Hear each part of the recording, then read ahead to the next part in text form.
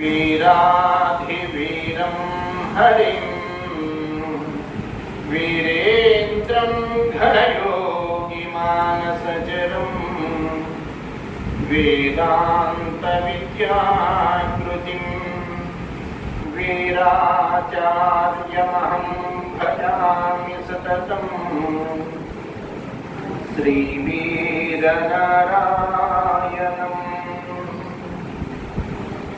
जय श्री राम। भारत माता की जय।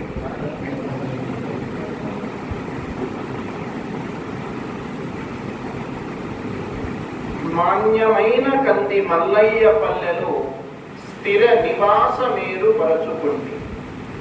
పుడియుంటి సాధ్వి గోవిందమాంబతో కాళికాంబ హంస కాళికాంబ. జగద్గురు శ్రీమద్రా పోతూరి వీరబ్రహ్మేంద్ర స్వాముల వారు తన గురించి చెప్పుకున్నటువంటి పద్యం ఇది. మాతా గోవిందమాంబ సమేతున్నై కందిమల్లయ్య పల్లెలో అలా స్థిరంగా నిలబడి ఉన్నాను అని చెప్పుకున్నాడు. భగవంతుని యొక్క అవతారాలు అనేకం వచ్చాయి. ఇప్పుడు నేను ప్రార్థన చేస్తూ వీరం వీర భయాది తత్వబలితం అనేటువంటి శ్లోకంలో దాంట్లో కనిపించేది ఏమిటి అంటే బ్రహ్మాది దేవతల చేత స్తుతించబడినటువంటి వాడు, అలాగనే శ్రీ మహావిష్ణువు యొక్క పూర్ణావతారమైనటువంటి ఆ వీరబ్రహ్మేంద్ర స్వామికి నమస్కారము అనేటువంటి అర్థం ఆ శ్లోకం మనకు చెప్తుంది. భగవంతుని అవతారాలు అనేకం ఉన్నాయి. అయినప్పటికీ ఒక్కొక్క అవతారంలో ఒక్కొక్క విశేషం మనకు కనపడుతుంది. ఎవరో గొలగమూడి వెంకయ్య స్వామి వారిని భక్తులు అడిగారట. గొలగమూడి వెంకయ్య స్వామి వారి గురించి మీలో కొంతమందికి తెలిసి ఉండవచ్చు. మన కార్యక్రమాలు గొలగమూడిలో కూడా జరిగాయి. శనివారం వస్తే కనీసం ఒక 10,000 మంది అన్నదానం జరుగుతుంది. అక్కడ ఒక అవధూతగా ఆరాధించబడతాడు, కీర్తించబడ్డాడు ఆ స్వామి. ఆయన దగ్గరికి భక్తులు వచ్చి ఒకనొక సందర్భంలో భగవంతుణ్ణి చూడాలి అంటే ఏమి చేయాలి స్వామి అని చెప్పి అడిగారట. దానికి ఆయన చెప్పినటువంటి సలహా ఏమిటి అంటే, బ్రహ్మం గారి చరిత్ర చదివితే కనపడతాడు కదయ్యా అనేవాడట. ఆ ఒక్క సందర్భంలోనే కాదు, అనేక సందర్భాల్లో ఆయన చెప్పినటువంటి మాట. కృష్ణ పరమాత్మ స్పష్టంగా చెప్పాడు, యదా యదా హి ధర్మస్య గ్లానిర్భవతి భారత అభ్యుత్థానమ ధర్మస్య తదాత్మానం సృజామ్యహం అని. ఎప్పుడు ధర్మానికి తన అవసరం వస్తుందో, అంటే ధర్మానికి సంక్లిష్టమైనటువంటి పరిస్థితి ఏర్పడుతుందో, ఆ ధర్మం పెచ్చుమీరుతుందో, దాన్ని తగ్గించి ధర్మాన్ని నిలబెట్టడం కోసం నేను అవతరిస్తాను అని చెప్పుకున్నాడు. సర్వధర్మాన్ పరిత్యజ్య మామేకం శరణం ప్రజా అన్నాడు కృష్ణ పరమాత్మ. అన్నింటినీ వదిలిపెట్టి నా పాదాలు పట్టుకోవయ్యా అని చెప్పాడు తన శిష్యుడైనటువంటి, తన భక్తుడైనటువంటి, తన అనుచరుడైనటువంటి అర్జునునికి. సకృదేవ ప్రపన్నాయ తదాస్మీతి చేయాచతే అభయం సర్వభూతేభ్యో తదామ్యేతత్ వ్రతం మమ అన్నాడు రామచంద్రము. రామా, నేను నీవాడను అంటే నేను వారిని కాచి సంరక్షిస్తాను, వారిని నేను కాపాడుకుంటాను అని చెప్పాడు. ఒక్కసారి నా పాదాలు పట్టుకుంటే చాలు అన్నాడు.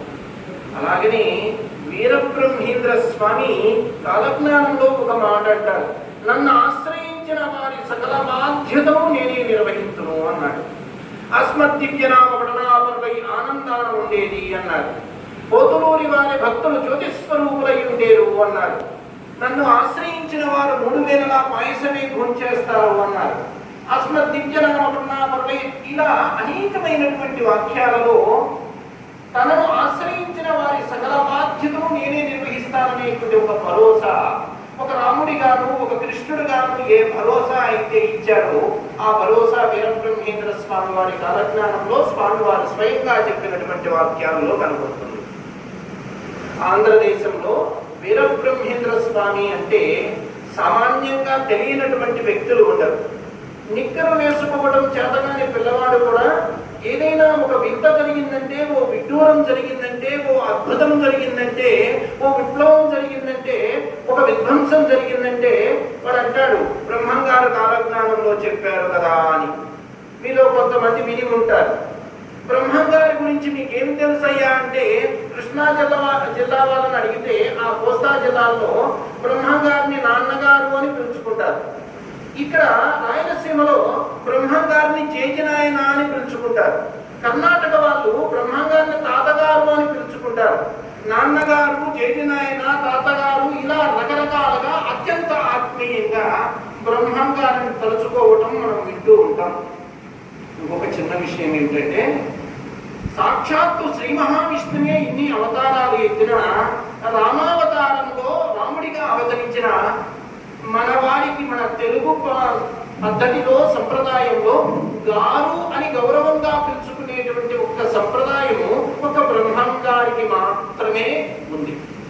మిగతా వారిని ఎవరు కూడా రాముడు గారు, కృష్ణుడు గారు అనం, బ్రహ్మం గారు అని చెప్పి ఒక గౌరవంగా పెంచుకునేటువంటి సంప్రదాయం ఉంది. గురు శిష్య సంప్రదాయంలో ఉన్నటువంటి వారిని అడిగితే బ్రహ్మంగారి గురించి మీకు ఏమి తెలుసయ్యా అంటే బ్రహ్మంగారి లాంటి గురువు కానీ సిద్ధయ్య లాంటి శిష్యుడు కానీ లేడు అని చెప్పి వాళ్ళు చెప్తారు. ఇలా ఎక్కడ గౌరవం ఉంటుందో అక్కడ కొంచెం భయం ఉంటుంది, పెరుగుంటుంది, కొంచెం దూరం ఉంటుంది. కానీ బ్రహ్మంగారి దగ్గర గారు అని గౌరవము ఉంది, తాతగారు, నాన్నగారు అని ఆత్మీయత, అత్యంత సాన్నిహిత్యము ఉంది. దీనికి కారణం ఏమిటి అని ఆలోచన చేస్తే మిగతా అవతారాలలో భగవంతుడు ఏదో ఒక లక్ష్యంతో వచ్చారు. అంటే ధర్మ ప్రతిష్టాపనే అన్ని అవతారాల్లో ప్రధానమైనటువంటి లక్ష్యమే అయినా ఈ ధర్మానికి ప్రతిబంధకమైనటువంటి రాక్షస మొక్కను సంహరించడము లేదా రావణ కుంభకర్ణాదులో హిరణ్యకశిపులో లేకపోతే మరొకటి శిశుపాల దంతభక్తుల్లో ఎవరో ఒకరు కొంతమందిని లక్ష్యంగా చేసుకుని అవతారం వచ్చింది. కానీ వీరబ్రహ్మేంద్ర స్వామి వారి అవతారంలో ఉన్నటువంటి విశేషం ఏమిటి అంటే సంహారము కాదు సంస్కరణే నా అవతార లక్ష్యం అంటారు. పూర్వయుగాలలో ఒకడో ఇద్దరో రాక్షసులు కాబట్టి ఒకరిని తుదముట్టిస్తే మనం ఈ రోజు బ్రహ్మంగారి అవతారాన్ని మనం సక్రమంగా అర్థం చేసుకోగలిగితే సమరసత ద్వారా మనం ఏమి చేయాలో మనకు బాగా బోధపడుతుంది. రాక్షసుడు ఒకడు అయితే వాడిని తొలగించవచ్చు.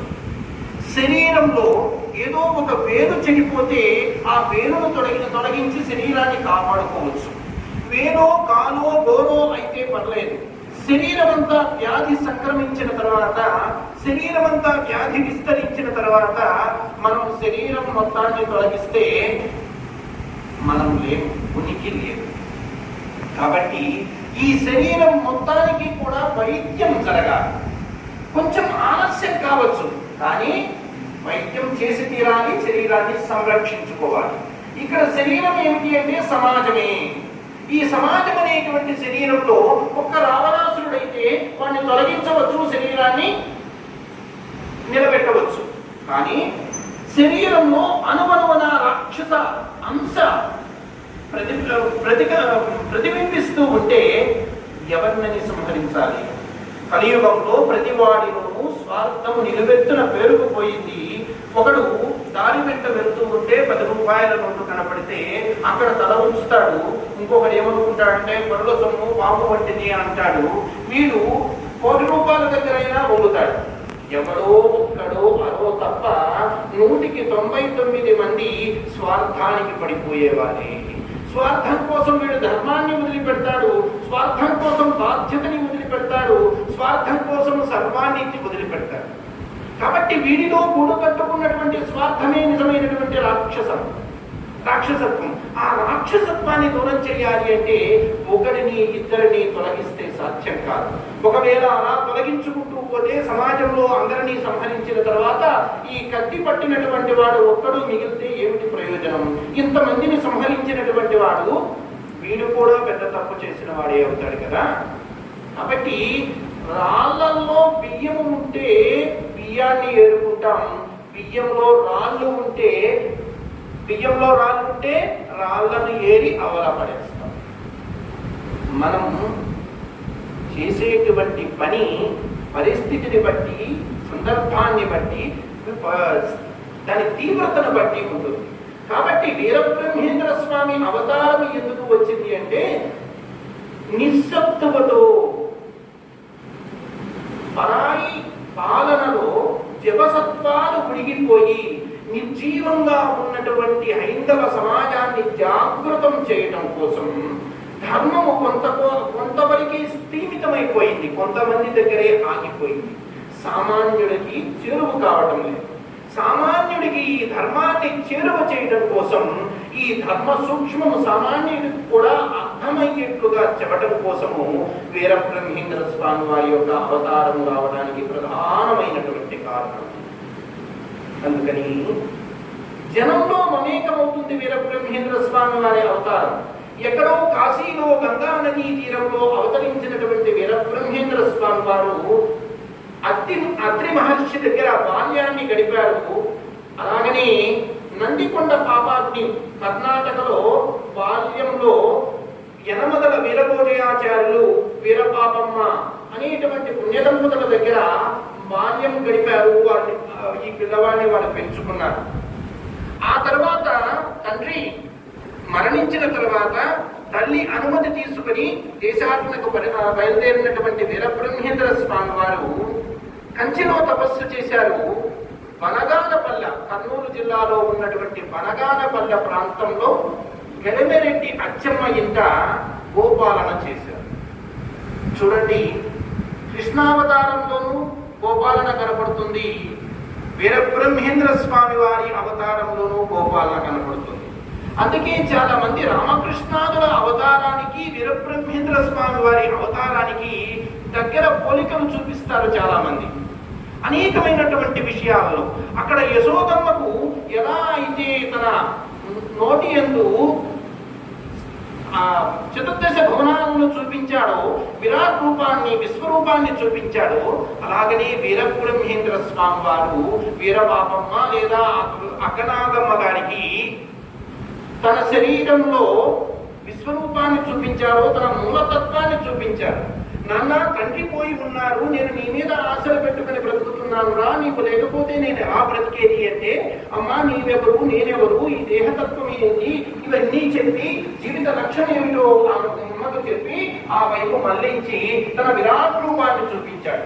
విరాట్ రూపాన్ని చూపించిన తర్వాత, అయా నీకు నా బిడ్డవైనటువంటి మమకారంలో పడి నేను మర్చిపోయాను నా తత్వాన్ని, నా మూల స్థితిని మర్చిపోయాను, నీవు వెళ్ళిరానాయనా అని చెప్పి తల్లి అనుమతి ఇచ్చింది. ఈయన దేశాటనకు బయలుదేరాడు. చూడండి, ఏ చరిత్రను తీసుకున్నా తల్లి అనుమతి లేకుండా ఏమీ జరగల. తల్లికి ఈ జాతి ఇచ్చినటువంటి గౌరవం అని, స్త్రీమూర్తికి ఈ సమాజం ఇచ్చినటువంటి గౌరవం ఇది. మిగతా సమాజంలో స్త్రీ అంటే కేవలం ఒక భోగ వస్తువు లేకపోతే మరొకటో భావన కానివ్వండి. ఇక్కడ స్త్రీ లేకపోతే ధర్మము లేదు. అందుకే గృహిణిని ధర్మపత్ని అన్నాడు. ధర్మానికి స్త్రీకి అవినాభావ సంబంధం ఉంది. అందుకే తల్లి తండ్రి గురుడు దైవంబులందున తల్లి పూజ ముఖ్యమెల్లరకును, సృష్టికంతటికి స్త్రీ ప్రధానము కదా, కాళికాంబ హంస కాళికాంబ అంటాడు వీరబ్రహ్మేంద్ర స్వామి. అయా తల్లి తండ్రి గురువు దైవము అందరూ కూడా ఓ వరుసలో నిలబడితే ముందుగా నమస్కరించవలసింది తల్లికి రా నాయన. భూప్రదక్షిణ శక్యేనా తత్ఫలం మాతృవందనే అంటుంది. 6 సార్లు భూప్రదక్షిణ చేస్తే ఎంత ఫలమో, ఒక్కసారి మాతృమూర్తికి నమస్కరిస్తే అంత ఫలము. మంచంలో కదలలేనటువంటి స్థితిలో ఉన్నటువంటి అమ్మకు భోజనం పెడితే ఇంకా ఎంత ఫలము కదా. అందుకని ఈ ధర్మము స్త్రీకి విశేషమైనటువంటి ప్రాధాన్యత ఇచ్చింది. ఈ ధర్మం యొక్క స్వరూపాన్ని చూపించడం కోసము భగవంతుడు పంచభౌతికమైనటువంటి శరీరాన్ని ధరించిన తర్వాత ఆ తత్వాన్ని చూపించడం కోసం తన అవతారంలో ప్రతి అంశంలోనూ దాన్ని చూపిస్తాడు. తల్లికి అంతటి ప్రాధాన్యత ఇచ్చాడు. తల్లి అనుమతి లేకపోతే రాకూడదా? సాక్షాత్తు భగవంతుడు కాదు. భగవంతుడైనా అమ్మ దగ్గరకు వచ్చేసరికి మామూలు వ్యక్తి, సామాన్యుడే అనేటువంటి విషయాన్ని వీరబ్రహ్మేంద్ర స్వామి వారి అవతారంలో మనకు సుస్పష్టంగా కనపడుతుంది. తర్వాత అచ్చమ్మ దగ్గరికి వచ్చి గోపాలన చేశాడు. గోవుకి ఈ ధర్మానికి ఒక అవినాభావ సంబంధం ఉంది. గోవు లేకపోతే పూజ లేదు, హోమం లేదు, వ్రతం లేదు, ఏమీ లేదు. కాబట్టి అటువంటి గోమాత యొక్క సంరక్షణ ఎంత ముఖ్యమైనటువంటిదో వీరబ్రహ్మేంద్ర స్వామి చెప్పారు. ఏదైనా ఒక మహత్తరమైనటువంటి కార్యక్రమం చేసే ముందు మన వాళ్ళు చేసేటువంటి పని ఏమిటి అంటే తపస్సు చేయటం, అలాగనే గోపూజ చేయటం. సంతానం లేనటువంటి దిలీపుడు అక్కడ గోపూజ చేస్తాడు. మీకు రఘువంశ మహాకావ్యంలో మీకు స్పష్టంగా కనపడుతుంది. సంతానం లేనటువంటి వాళ్ళు గోవుని సంరక్షించి గోవు ద్వారా అమ్మ అనుగ్రహానికి పాత్రమై సంతానం పొందినటువంటి సందర్భాలు మనకు చరిత్రలో కోకొల్లలుగా కనపడతాయి. ఏదైనా అరిష్టాలు కానీ ఆర్థికపరమైనటువంటి విషయాలు కానీ ఉంటే గోమాతను పెంచితే అవన్నీ పోతాయి అనేటువంటిది మన పెద్దలందరికీ కూడా అనుభవైకవేద్యమైనటువంటి విషయమే. గోపాలన చేశాడు స్వామి, మరొక వైపు తపస్సు చేశాడు. తపస్సు చేస్తూ గోపాలన చేస్తూ పనగానపల్లెకు దగ్గరలో ఉన్నటువంటి యాగంటి గుహలలో కాలజ్ఞాన రచన చేశాడు. కాలజ్ఞానం అంటే ఈరోజు ఇందాక చెప్పుకున్నాం మనం, చిన్న పిల్లవాడికి కూడా ఏ వింత జరిగినా ఏ విచిత్రం జరిగినా వీరబ్రహ్మేంద్ర స్వామి గుర్తు వస్తాడు అని. ఈ రోజు యుగాల కాలగతిని కాలజ్ఞానం రూపంలో ఆయన లిఖించి పెట్టి ఉన్నాడు. మనకి అందుబాటులో ఉన్నవి వేళ్ల మీద లెక్కపడిగా పెట్టగలిగినటువంటి తాళపత్ర గ్రంథాలే. మిగతావన్నీ కూడా మనగానపల్లెలో భూస్థాపితం చేయబడి ఉన్నాయి. అక్కడ చింత చెట్టు కింద ఉన్నటువంటి ఆ పాత్రలో దాచిపెట్టబడి ఉన్నాయి. బ్రహ్మంగారి అవతారంలో మనకు విశేషంగా కనబడేది ఏమిటి అంటే మిగతా అవతారాలన్నీ కూడా ఒక కార్యక్రమాన్ని అనుకున్నారు, అది పరిపూర్ణమైంది. ఈ పాంచభౌతికమైనటువంటి శరీరాన్ని వదిలిపెట్టి తన స్వస్థితిని పొందారు, తన విశ్వరూప తన స్వస్థానానికి చేరుకున్నారు. కానీ వీరబ్రహ్మేంద్ర స్వామి అలా కాదు. మీరు మఠం వెళ్ళి ఉంటే అక్కడ కానీ మీరు పైన చూస్తే సజీవ సమాధి అని ఉంటుంది. వీరబ్రహ్మేంద్ర స్వామి వారు ఇప్పటికీ కూడా అలా తపస్సులో కూర్చొని ఉన్నారు అనేటువంటిది లక్షలాది భక్తుల నమ్మకము. కలియుగాంతంలో వీరభోగ వసంతరాయలుగా మనం కల్క్యావతారం అని ఏదైతే చెప్తామో ఆ కల్క్యావతారం వచ్చినప్పుడు వీరబ్రహ్మేంద్ర స్వామి మరలా వస్తారు.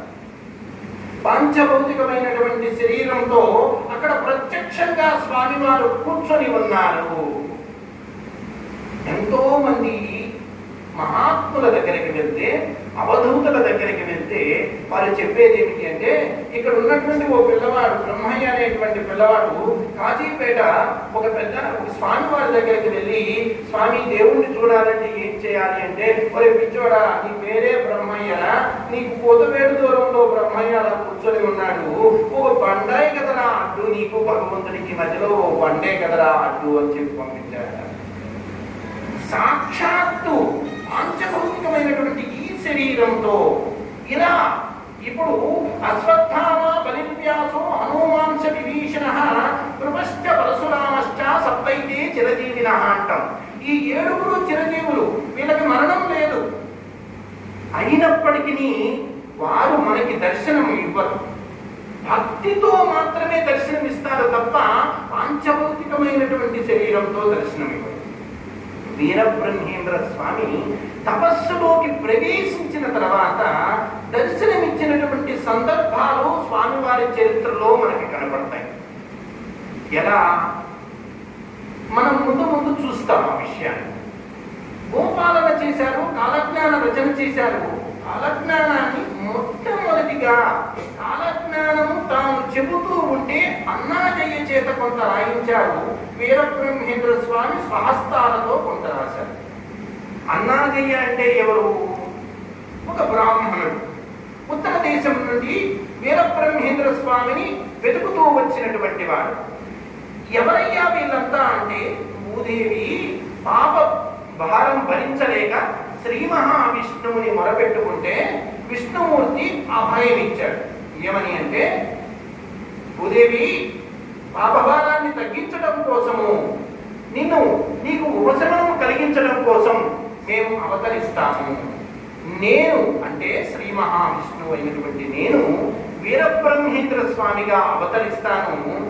శివయ్య మహాదేవుడు సిద్ధయ్యగా అవతరిస్తాడు, బ్రహ్మదేవుడు అన్నాజయ్యగా అవతరిస్తాడు అని చెప్పి అభయమిచ్చి పంపించాడు.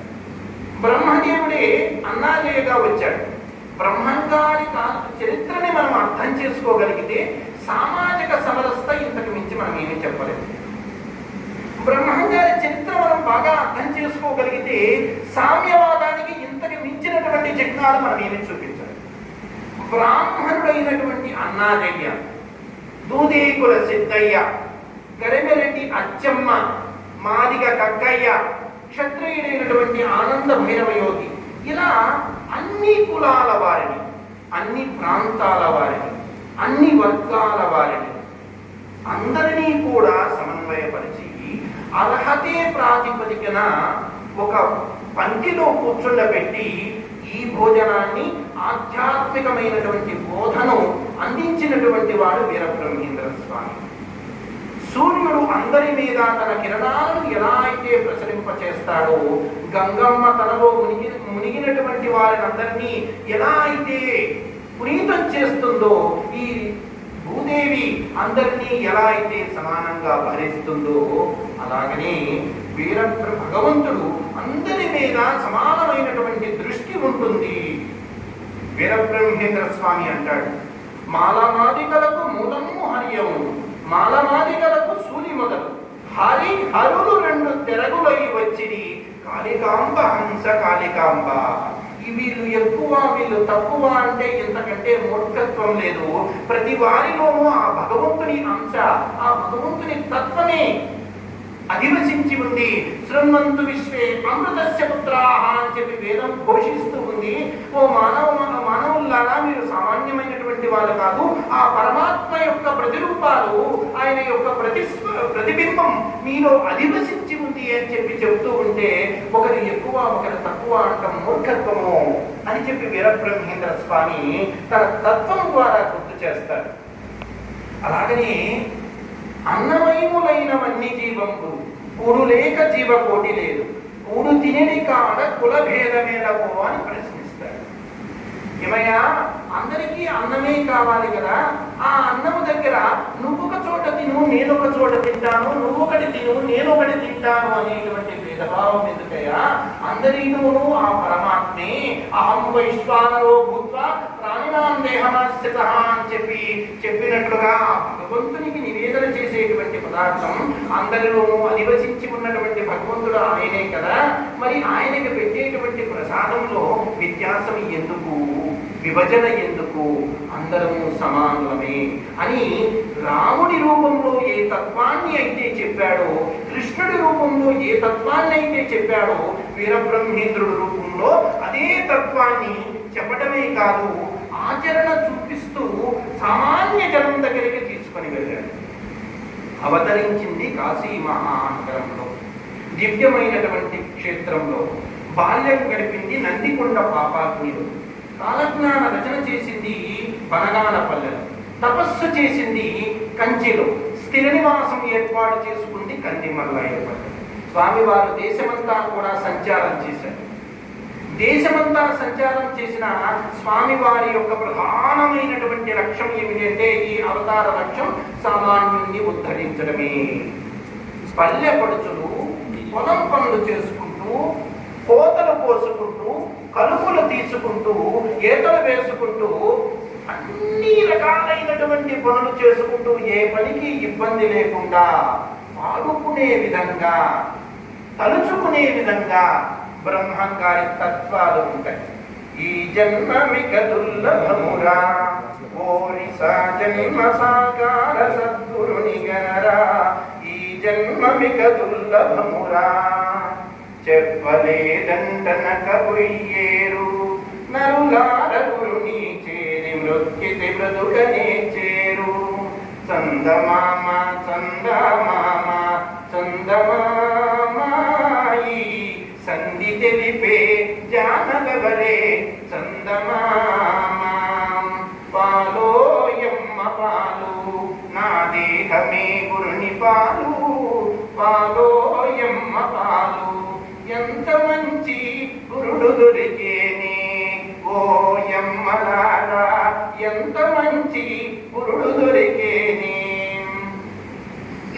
కూడా ఈశాన్యము నుండి విషగాలి వచ్చి విపరీత నరులంతా చచ్చేరుమా. కరోనా వచ్చిన సమయంలో ఈ వాక్యము దేశమంతా కూడా వినిపించినటువంటి వాక్యం. శ్వేతముకు ధూమశకటములు కల్పించి ఇనుప కమ్ములపై పశ్చిమోత్తర దిశగా పొగబండు నడిపేరుమా. శ్వేతముఖము అంటే తెల్లని ముఖం కలిగినటువంటి వారు. ఎవరు? పరాయి పాలకులు, బ్రిటిష్ వాళ్ళు.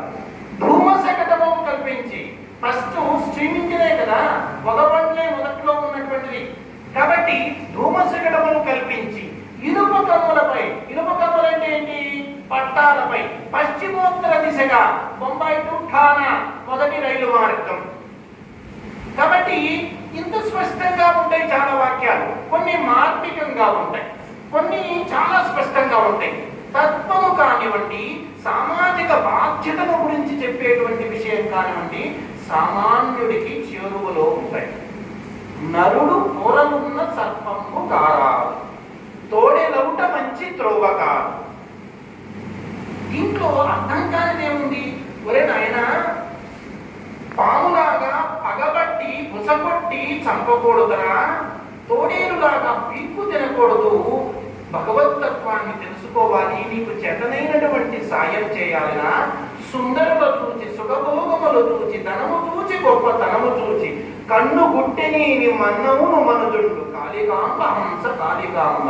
సుందరులు చూచి, ఆ స్త్రీ అందంగా ఉందని అమ్మను కాకుండా, నీ అక్కను కాకుండా, నీ చెల్లెని కాకుండా విరుద్ధమైనటువంటి దుర్మార్గమైనటువంటి ఆలోచనలు చేశావా? ఇతర స్త్రీల యందు దుర్మార్గమైనటువంటి ఆలోచనలు చేసినా, దుర్మార్గమైనటువంటి ప్రవర్తనతో నువ్వు వ్యవహరించినా, అలాగనే ఇతరుల ధనానికి ఆశపడినా, వారు అనుభవిస్తున్నటువంటి సుఖాలకు ఈర్ష్యపడి దానికి భిన్నంగా నువ్వు ప్రవర్తించినా ఏమవుతావు? మట్టిలో కలిసిపోతావు అనేటువంటి సత్యాన్ని మామూలు భాషలో, కొంత మాండలికము, కొంత మామూలు భాష, సామాన్యమైనటువంటి తెలుగు, బ్రహ్మంగారు తత్వాలు సామాన్యంగా ఉంటాయి. ద్విపద రచన చేశారు, ద్విపదలు. అలాగని ఆట వ్యవధి పద్యాలలో రచన ఉంటుంది, వచనంలో కొంత రచన ఉంటుంది. గోవింద వాక్యాల రూపంలో శివ గోవింద గోవింద, హరి గోవింద గోవింద. కడప వద్దానున్న కమలాపురంలో కప్పకోడి కూత కుసేనిమ. తిరుమల అంటే ఇవన్నీ కూడా ఎంత సరళంగా, ఎంత సామాన్యంగా ఉంటాయంటే అందరికీ అర్థమయ్యే పద్ధతిలో పాడుకోవడానికి అనుగుణంగా ఉంటాయి. గ్రామాలలోనే వీరబ్రహ్మేంద్ర స్వామి వారి యొక్క సంచారం జరిగింది. నవాబులు ఆ రోజున వీరబ్రహ్మేంద్ర స్వామి వారి అవతారము 17వ శతాబ్దంలో వచ్చి ఉండకపోతే, ఒక 400 సంవత్సరాల క్రితం ఈ కడప, కర్నూలు జిల్లాల గురించి కొంత అవగాహన ఉన్న వాళ్ళకి అర్థమవుతుంది. ఒక్క హిందువు ఈ ప్రాంతంలో ఉండి మిగిలి ఉండేవాడు కాదు. నవాబుల పాలన కత్తిపట్టి మత వ్యాప్తి జరుగుతున్నటువంటి రోజులలో, మన స్త్రీకి రక్షణ లేనటువంటి రోజులలో, మన ధర్మాన్ని మనం అనుసరించడానికి అవకాశం లేనటువంటి రోజులలో వీరబ్రహ్మేంద్ర స్వామి వారి అవతారం వచ్చింది. ఈ నవాబులంతా కూడా వీరబ్రహ్మేంద్ర స్వామిని రకరకాలుగా ఆయన్ని మట్టు పెట్టాలని, ఆయన్ని శిక్షించాలని రకరకాలుగా ప్రయత్నం చేసి చివరికి ఆయనకి పాదాక్రాంతులయ్యారు. హైదరాబాద్ నవాబు సన్నిధిలో స్వామి నీటితో దీపం వెలిగించారు. నీటితో దీపం వెలిగించి చెప్పకనే చెప్పినటువంటి విషయం ఏమిటంటే, హైడ్రో ఎలక్ట్రిసిటీ రాబోతుంది అనేటువంటి. నీటితో దీపాలు, ఈ రోజు ఈ దీపాలన్నీ నీటితోనే వెలుగుతూ ఉన్నాయి. ఈ హైడ్రో ఎలక్ట్రిసిటీ రాబోతూ ఉంది అనేటువంటి సత్యాన్ని స్వామి చెప్పకనే చెప్పారు. అలాగనే కడప నవాబు గుర్రం కడుపులో నుండి ఏ బిడ్డ ఉంది అంటే దాన్ని బయటకు తీసి చూపించి, మళ్ళా దాన్ని యథాతథంగా ఉంచి జరగబోయేటువంటి ఈ ఆపరేషన్లు వీటన్నింటినీ కూడా గర్భస్థ శిశువు గురించి అధ్యయనం చేయగలిగినటువంటి సైన్స్ వస్తుంది అని, అలాగనే ఆపరేషన్ ద్వారా బిడ్డను బయటకు తీసేటువంటి ప్రక్రియ భవిష్యత్తులో రాబోతుంది అని చెప్పి స్వామివారు చెప్పకనే చెప్పారు. అలాగనే సిద్ధపటం పెద్ద సంస్థానం. సిద్ధపటం నవాబు వీరబ్రహ్మేంద్ర స్వామిని రకరకాలుగా ఇబ్బంది పెట్టాలి అని ప్రయత్నం చేసి సిద్ధయ్య గారు ద్వారా కళ్ళు తెరుచుకుని వీరబ్రహ్మేంద్ర స్వామికి శిష్యుడై ఇక్కడ ఉన్నటువంటి బ్రహ్మంగారి మఠానికి ఉన్నటువంటి పొలము అంతా కూడా ఆ రోజు సిద్ధపటం నవాబు ఇచ్చినటువంటి మాన్యమే. కాబట్టి ఆ రోజు ఇస్లాం బలంగా ఉన్న రోజుల్లో వీరబ్రహ్మేంద్ర స్వామి అవతారము దేశమంతా సంచారం చేసి మరీ ముఖ్యంగా మన ప్రాంతంలో హిందూ సమాజాన్ని పరిరక్షించబోయి ఉంటే ఈ రోజు మనం మాట్లాడుకోవడానికి ఇక్కడ చోటు ఉండేది కాదు, మనం ఉండేవాళ్ళం కాదు, మనకు ఒక అవకాశం ఉండేది కాదు. వీరప్పయ్య వీరబ్రహ్మేంద్ర స్వామి, శ్రీ వీరంపొట్లయ్య స్వామి, శ్రీ వీరప్పయ్య స్వామి వారు, శ్రీమద్కోతులూరి వీరబ్రహ్మేంద్ర స్వాముల వారు, 3 పేర్లు. 5 ప్రధానమైనటువంటి క్షేత్రాలు ఏమిటి అంటే కాశీ, నందికొండ పాపాగ్ని, బనగానపల్లె, కంచి, కన్నిమల్లయ్యపల్లె అంటే బ్రహ్మంగారి మఠం. ఈ 5 ప్రధానమైనటువంటి 5 ముఖ్యమైనటువంటి ప్రాంతాలు. ఎక్కడా కూడా ఏ కవి కూడా తన భార్య పేరును ప్రస్తావించలేదు. నేను మొదటి పద్యంలోనే చెప్పాను, కూడి ఇంటి సాధ్వి గోవిందమాంబతో అని. అమ్మవారి పేరును ప్రస్తావించినటువంటి వాడు వీరబ్రహ్మేంద్ర స్వామి. శివ గోవింద గోవింద, హరి గోవింద గోవింద అంటూ ఈరోజు సమాజంలో శివ కేశవ అంటే హరులు ఇద్దరు కూడా వేరు వేరు అని కొట్టుకునేటువంటి అజ్ఞానులు కొంతమంది ఉన్నారు. ఈ రోజుకి కూడా కాషాయం కట్టినటువంటి కొంతమంది శివాలయం కనపడితే అలా చెంగు అడ్డు కొట్టుకొని వెళ్ళేటువంటి మూర్ఖులు ఉన్నారు. ఈ రోజుకి కూడా బొట్టు పెట్టేటువంటి హిందువులు ఉన్నారు. కానీ ఈ సంస్కృతిని, ఈ ధర్మాన్ని, ఈ స్వరూపాన్ని సమగ్రంగా తెలుసుకున్నటువంటి వాళ్ళు చాలా తక్కువ మంది ఉన్నారు. తెలుసుకోవలసినటువంటి అవసరం ఉంది.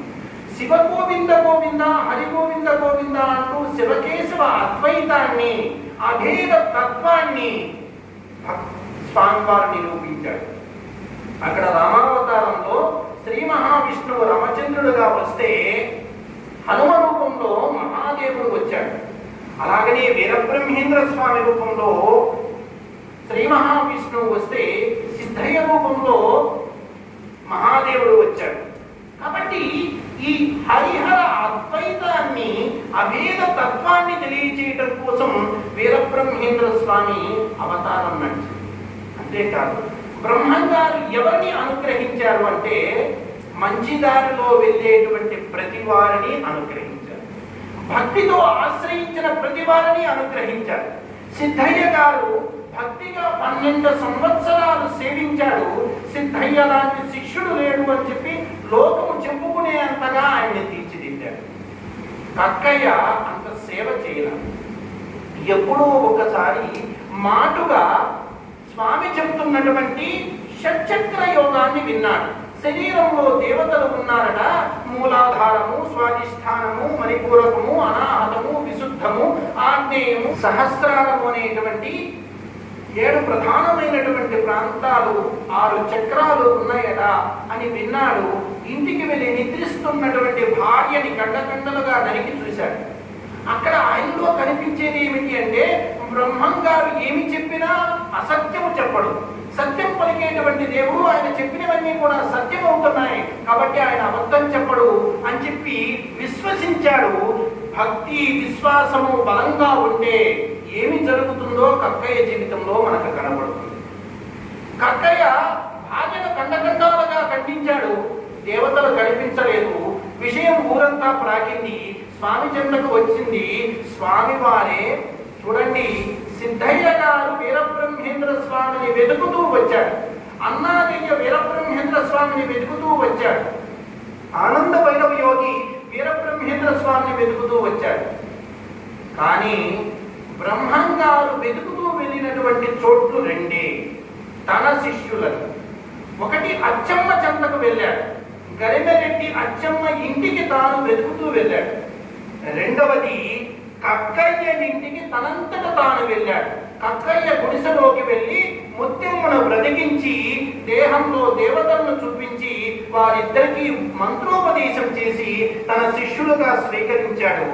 కక్కయ్య ముత్యమ్మ ఇద్దరూ కూడా ఆ జన్మాంతము వీరబ్రహ్మేంద్ర స్వామి వారి కాలజ్ఞానాన్ని తత్వాలను నాలుగు దిక్కులా ప్రచారం చేస్తూ తమ జీవితాన్ని చరితార్థం చేసుకున్నారు. వారి యొక్క సమాధులు ఈ బ్రహ్మంగారి మఠంలోనే ఉన్నాయి. అలాగనే చూడండి, అక్కడ మూఢభక్తే కావచ్చు, పరిపూర్ణమైనటువంటి విశ్వాసం. గురువు గారు చెప్పారు రాముడు వస్తాడని. రోజు శబరి ఈ రోజు రాముడు వస్తాడు, ఈ రోజు రాముడు వస్తాడు అని చెప్పి రోజు సిద్ధంగానే ఉంటుంది. నిన్న రాలేదు కదా, ఈ రోజు ఎక్కడ వస్తాడు, సంవత్సరాలు గడిచిపోయినాయి కదా, ఇంకా ఎక్కడ వస్తాడు అని ఎక్కడా సందేహించరా. నా గురువు చెప్పిన మాటలో అసత్యం ఉండదు. నా రాముడు నన్ను వెతుకుతూ వస్తాడు, నా గురువు చెప్పాడు, ఖచ్చితంగా జరుగుతుందని నమ్మింది. అందుకని రాముడు వెతుకుతూ శబరి దగ్గరికి వెళ్ళాడు. అదే నమ్మకము మనకు కక్కయ్య దగ్గర కనపడు. కక్కయ్యకు స్వామి చెప్పినది అక్షర సత్యము అని అనుకున్నాడు. అది జరిగింది. ఆ రోజే కాదు, ఈ రోజు కూడా అనేకమైనటువంటి సంఘటనలు మనకు తార్కాలు. మీరు బ్రహ్మంగారి మఠం వెళ్తూ ఉంటే దక్షిణం వైపు పెద్ద గాలిగోపురం కనపడుతుంది. ఆ గాలిగోపురం చరిత్ర ఏమిటి అంటే అక్కడ సంక్రాంతి రమణయ్య పేరు కనపడుతుంది. ఎవరయ్యా ఈ సంక్రాంతి రమణయ్య గారు అంటే పింజమూరు దగ్గర ఒక వ్యాపారి. ఆర్థికపరమైనటువంటి ఇబ్బందుల్లో నష్టాల్లో కూరుకుపోయాడు. ఇంకా నేను తేరుకోలేను, నేను జీవించి ఉపయోగం లేదు. బ్రహ్మంగారి దర్శనం చేసుకొని ఆ తెలుగుగా కట్ట మీదకి వెళ్ళో ఏదో చేసుకున్నాము అని చెప్పి ఇక్కడికి వచ్చాడు. స్వామికి దర్శనం చేసుకున్నాడు. అయ్యా, మంచి వచ్చే జన్మ మంచి జన్మ ఇవ్వు, నీకు భక్తుడిగా వర్తించు, ఏదో నాకు ఈ కష్టాలు లేకుండా చేయి అని చెప్పి ఏదో నమస్కారం చేసుకుని బయటకు వచ్చాడు. ఒక సాధువు వచ్చి, ఒరే పిచ్చివాడా, చచ్చి ఏమి సాధిస్తావురా, బ్రతికి సాధించాలి కానీ ఇదిగో నష్టాల్లో ఉన్నావు కదా, ఇదిగో ఇది తీసుకొని వెళ్ళు అని చెప్పి 10 రూపాయలు 20 రూపాయలు కొత్త నోటు ఒకటి ఆయనకి ఇచ్చారట. 10 రూపాయలతో కష్టాలు తీరిపోయే పని ఇంత దూరం రావాలా ఛార్జీలు పెట్టుకొని. కానీ ఆయనకు అలా అనిపించరా. నేను ఇన్నిసార్లు వచ్చాను, ఎప్పుడు ఈయన కనిపించలేదు. అంటే ఆయన ఉన్నప్పుడు అది తీసుకున్నాడు, కాసేపు తేరుకోలేనటువంటి స్థితిలో ఉన్నాడు. ఆయన వెళ్ళిన తర్వాత చూస్తే ఆయన ఎక్కడా కనిపించడం. ఇంతకు ముందు ఎప్పుడు నాకు కనిపించలేదు, ఇప్పుడు వెతికినా కనిపించలేదు. ఎవరిని అడిగినా ఆయన చూశామని చెప్పినటువంటి వాళ్ళు ఎవరూ లేరు. నాకు సాక్షాత్తు భగవంతుడే వచ్చి, నా చేతినాయనే వచ్చి నన్ను ఈ విధంగా ప్రచోదనం చేశాడు అని అనుకున్నాడు. ఇంటికి వెళ్ళాడు. కాలం తిరగబడింది. ఎక్కడ నష్టపోయాడో అక్కడ లాభాలు కోట్లు గడించాడు. కోట్లు గడించి ఈ సంపదంతా నీకు పెట్టినటువంటి భిక్ష, నీకు ఉపయోగపడకపోతే నా సంపదకు అర్థము పరమార్థము లేదయ్యా అని అనుకున్నాడు. అక్కడికి వచ్చిన తర్వాత ఆ నిర్మాణం చేయడం కోసము మొదట్లో అధికారులు వీళ్ళు అంగీకరించరా. ఆ డబ్బేదో అయిపోయా మేము చేస్తామంటే లేదు లేదు, నేను రాజీ పడకుండా నేను చేయించుకుంటాను అని చెప్పి కోటి ఇచ్చిల్లరా అయింది ఆ రోజు. ఆ నిర్మాణం చేయించారు. అలాగనే మీరు గాలి జనార్దన్ రెడ్డి గారి గురించి వినుంటారు. ఆయన ఒక కానిస్టేబుల్ కొడుకుగా, ఒక సామాన్యమైనటువంటి వ్యక్తిగా ఓ రూమ్ కూడా అద్దెకి తీసుకోలేనటువంటి స్థితిలో ఆ బయట వచ్చి పడుకునేవాడు. పడుకొని అక్కడ నిద్ర చేసి స్వామిని దర్శనం చేసుకొని వెళ్ళేవాడు. అటువంటి వ్యక్తి స్వామిని నమ్మిన తర్వాత వందలకు వేల కోట్ల రూపాయల సామ్రాజ్యానికి అధినేత అయ్యాడు. ఆయన కొంతకాలము ఏవో కొన్ని పొరపాట్లు జరిగాయో ఏమో తెలియదు, ఆయన జైలుకి వెళ్ళాడు. ఆ వెళ్ళినటువంటి చోట కూడా నేను జైల్లో కాలజ్ఞాన పారాయణ చేసుకున్నాను, నాకు అందువల్ల నేను మనశ్శాంతిగా ఉండగలిగాను అని చెప్పి ఆయన ఇంటర్వ్యూలో చెప్పాడు. మీరు గూగుల్లో చూసుకోవచ్చు. నేను జైల్లో కాలజ్ఞాన పారాయణ చేసుకున్నాను, కాలజ్ఞాన పారాయణం కడగండ్ల నివారణం అని చెప్పి బ్రహ్మంగారు చెప్తాడు. కాబట్టి నేను ప్రశాంతతను పొందాను, నేను బయటకు వచ్చానని చెప్పి ఆయన చెప్పుకున్నటువంటి సందర్భం ఉంది.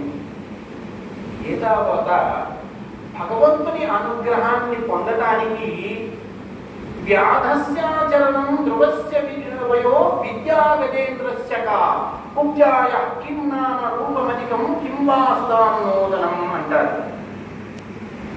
వ్యాధుని అనుగ్రహించాడు శ్రీకాళహస్తీశ్వరుడు. ఏమిటి వాడి అర్హత అంటే భక్తే. గజేంద్రుణ్ణి అనుగ్రహించాడు. ఏమిటి అక్కడ అర్హత అంటే భక్తే. ధ్రువుణ్ణి అనుగ్రహించాడు. ప్రహ్లాదుణ్ణి అనుగ్రహించాడు. ఏమిటి అర్హత అంటే భక్తి.